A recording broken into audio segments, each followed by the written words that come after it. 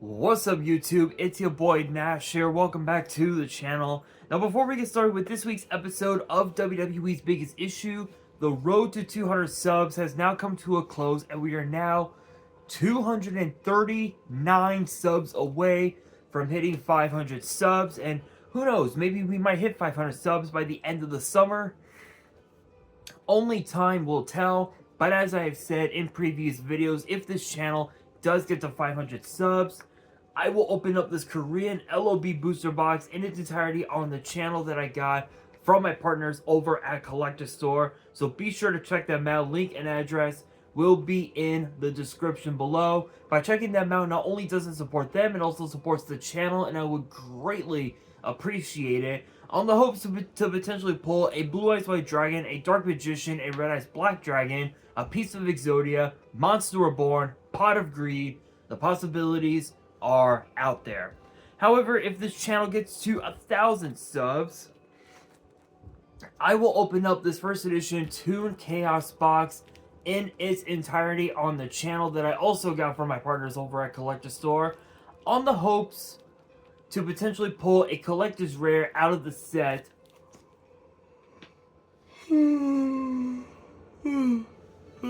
Excuse me, you guys. But with that being said, if you guys want to see those boxes get opened, maybe you guys want more episodes of WWE's Biggest Issue, maybe you guys want more episodes of Yu-Gi-Oh's Biggest Issue, deck profiles, card discussions, WWE topic videos, or maybe, just maybe, you guys want some premium live event predictions and results.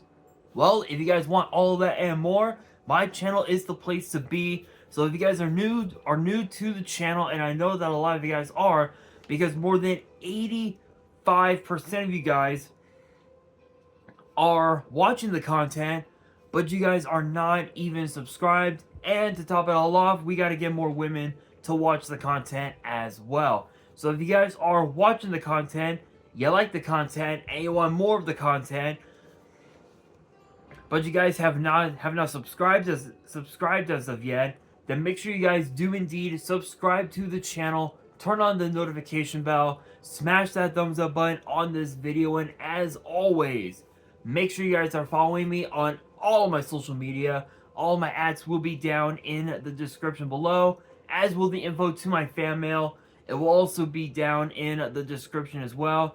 And I want you guys to post in the comments below answering the question of the day, which is basically this week's episode, but the question of the day is this: Would you guys like to see TNA defend their titles on WWE soil? Let me know down in the comments below. And that is pretty much this week's episode for this video, is exactly that.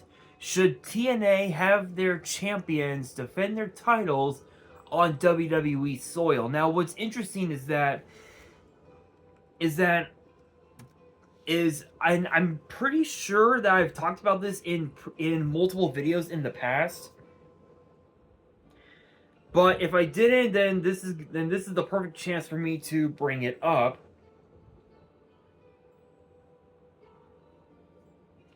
In this video. Now, it's crazy because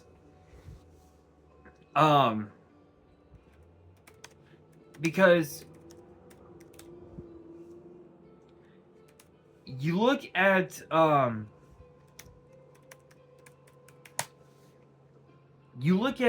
what at the different champion of the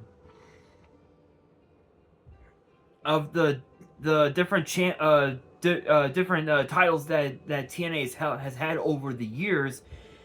And it's weird because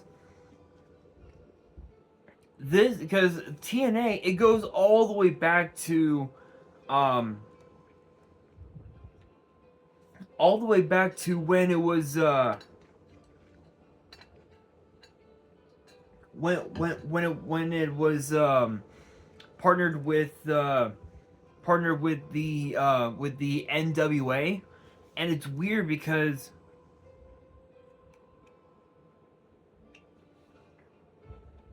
it was actually crazy because it was subsequently owned by the NWA territory as NWA TNA all the way back in 2002. And what's crazy is that they would host weekly pay-per-view events up until like I want to say 2006, 2007 when it became when it just became TNA. And it's weird because you look at you know all the different all the different championships that TNA had over the years. There's obviously the King of the Mountain Championship, which was originally known as the TNA Television Championship. And then of course now you've got what, six titles in TNA. You've got obviously the TNA World Title, the TNA Knockouts title, the TNA X Division title, the TNA Tag Team titles, the Knockouts Tag Team titles, and of course the Digital Media Championship, which I guess is supposed to replace the King. It was supposed to be a replacement for the King of the Mountain Championship that has been held by quite a few people over the years, including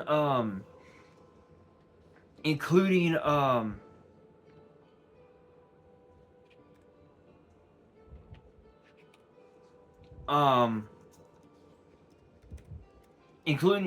guys like Devon, including guys like Devon Dudley, I think Kurt Angle, and the last champion, which was funny enough, if you can believe it, none other than Bobby Lashley. And what's crazy is that that title ended up retiring several years ago, and now it's just the six: the world title, the knockouts title, both the men's and the women's tag team titles, the X Division title, and then of course the digital media title. Which again, in my opinion, I think that's their way of replacing the King of the Mountain title, which I believe I can find a photo of that title on the iPhone. Give me 1 second. TNA Television Championship. Images.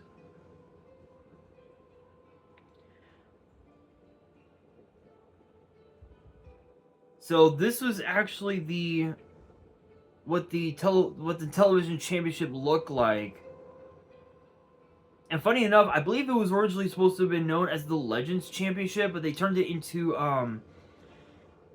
the television title, which then became the King of the Mountain Championship, which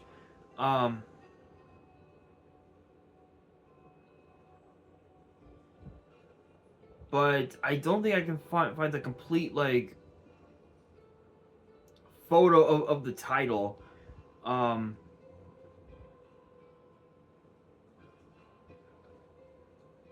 Yeah. Unfortunately, I won't be. Maybe. Hang on a second, guys. Give me 1 second. I'm trying to find a good photo, but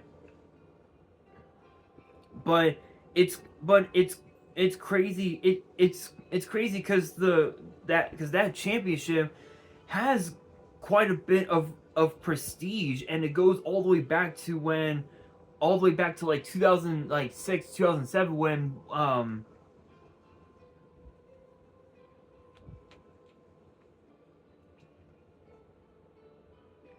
when it was just known as the television championship. So this is what it used to look like. Pretty much, it's pretty much that. And then you look at the list of champions, that a list of the guys that held said King of the Mountain championship. It literally goes as follows: Booker T, AJ Styles, Kevin Nash, Mick Foley, Eric Young, Rob Terry, Doug Williams, Abyss, Gunner, Robbie E, Devon, Samoa Joe, Jeff Jarrett, PJ Black, who, if you guys don't remember that name, PJ Black, maybe this might help. Maybe this might help. Justin Gabriel. Does that name ring a bell? It does? Then you guys know who I'm talking about. Bobby Roode, Bram, Eli Drake. Let me rephrase that. L.A. Knight. Yeah. James Storm, and then the last champion was obviously Bobby Lashley, where he threw the title right in front of Dixie Carter. We all saw that one. Honestly, I feel like the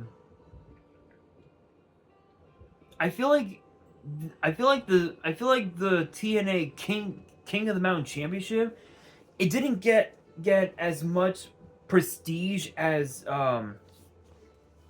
people were expecting, because people were expecting that title to be pretty much similar to the Intercontinental Championship and the US title that we have in WWE, where it's the Workhorse Championship. It's the title that makes your career. But all that did, as far as the King of the Mountain Championship, all that did was just it like hardly did anything to anybody. And so that's why I think that's why they brought in the Digital Media Championship as a way to make up for it. But it comes down to the possibilities, right? The possibilities of these titles being defended on NXT soil, WWE soil. Like when you look at the TNA X Division title, you think of you think of some like really cool matchups that we could potentially see. We could see Mike Bailey, who I'm seeing here is the current X Division champion. We could see him defend the title against Oro Mensah, or Bailey versus I don't know, I guess maybe Cedric Alexander, or perhaps him and like Javon Evans or something like that in that manner. And then when you look at the TNA Knockouts tag team titles, currently I'm looking here. It's currently being held by Alicia Edwards and Masha Slamovich, which I believe I am probably butchering the name, which I apologize.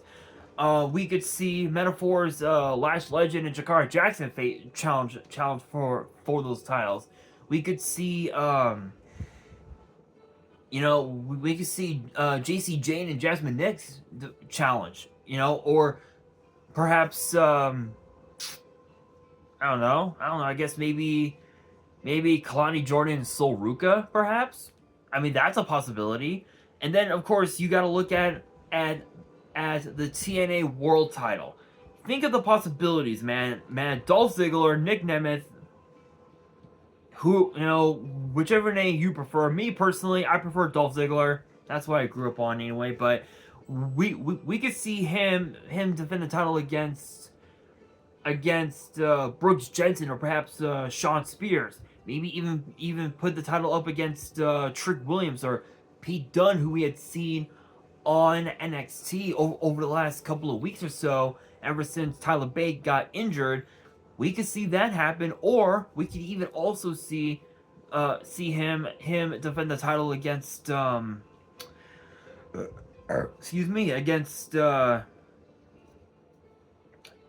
I don't know, maybe I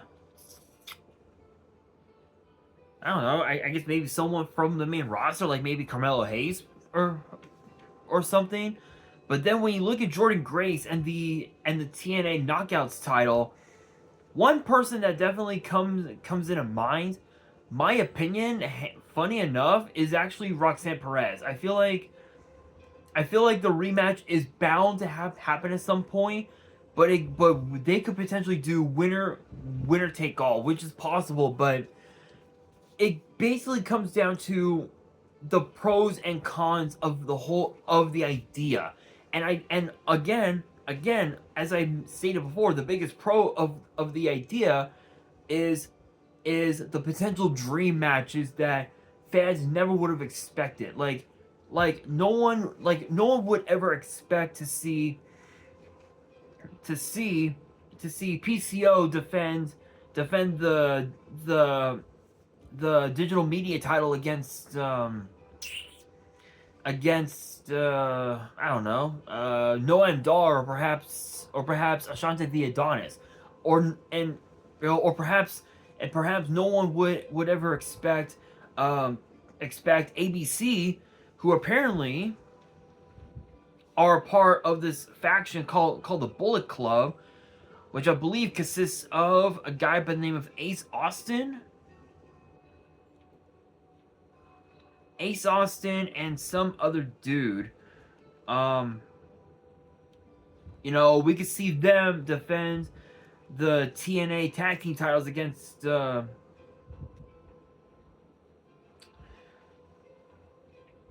don't know. I guess maybe Hank Walker and Hank Ledger would be pretty interesting. And and another thing too, we could even also see as well Zachary Wentz of the Rascals, former MSK member, funny enough, go up against Wes Lee, who turned heel, funny enough. So I mean the possibilities are out there, and again, the biggest pro is obviously the potential dream matches that we could see, and who knows, maybe, just maybe, we could end up seeing these matches come to pass. But I think the biggest con of this whole thing definitely has to be the ratings, the potential ratings, and how the fans would react to the idea of TNA defending their titles on NXT soil, like potentially like at a potential NXT PLE, like with No Mercy, with NXT No Mercy coming up, sometime next month. We could potentially see this come to pass. Another thing too is that with potentially another PLE coming up as well, is also Halloween Havoc. We can also see that take place there. Even also, if we get what is it? What was it? NXT Deadline? We could see that happen too, but only time will tell. But I think it's mostly up to both the WWE executives and the TNA executives to make that business decision. But I mean, if you guys want to see it, let your voices be heard and go on social media and let them know what's up. Because honestly, the possibilities are truly out there. But I want your guys' opinion. Should that happen? Should TNA defend their titles on WWE soil? Let me know down in the comments below. And that'll do it for this week's episode of WWE's Biggest Issue. Hopefully you guys enjoyed. If you did, make sure you guys smash that thumbs up button. If you guys are new to the channel and you guys want more episodes of WWE's Biggest Issue in the future, then make sure you guys subscribe to the channel, turn on the notification bell, and as always, make sure you guys are following me on all my social media. All my ads will be down in the description below, as will the info to my fan mail. It will also be down in the description as well. And on that, this is your boy Nash, signing out.